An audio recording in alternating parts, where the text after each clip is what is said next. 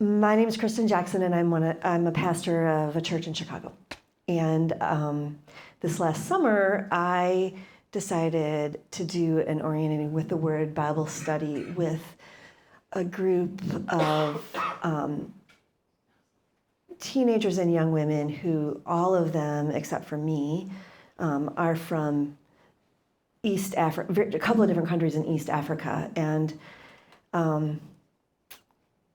so what we did, my colleague, Alexis, who's Congolese, he took the boys, I took the girls. We bribed them with pizza because, obviously, they're teenagers.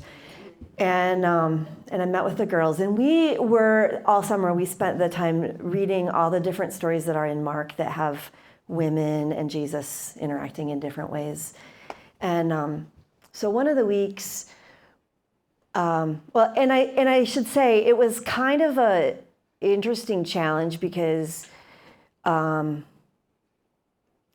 of the girls were most comfortable speaking English and could understand either Kinyarwanda or Swahili.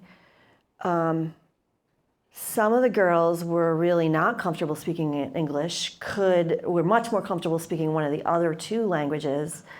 Fortunately, I had a co-leader who is trilingual, who was able to do the translation for us. And so then when we read the scriptures, we had this complicated way of reading the scriptures in all three languages simultaneously. And so we would read it 3 different times, and we would have to act it out because they're kids, and also because it helped us to sort of understand it and track with it, since we had all these different languages going on. And then we would talk about it, and then we would do the art part of it. And what I'm remembering, one of the times we did the story of the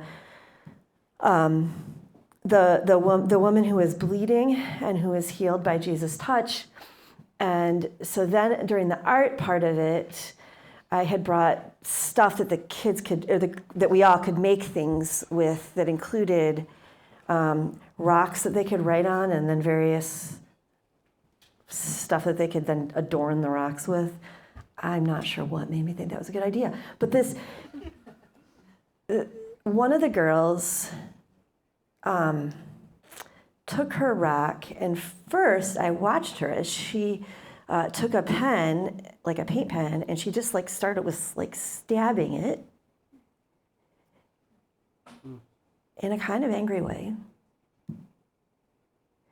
And then she took this different colored pieces of yarn, and she wrapped the rock.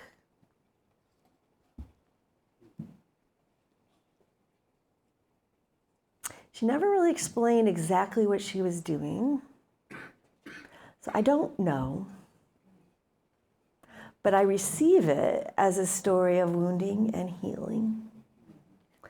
And then at the end of the whole thing, the day, she gave it to me, and she told me that she wanted me to keep it for her.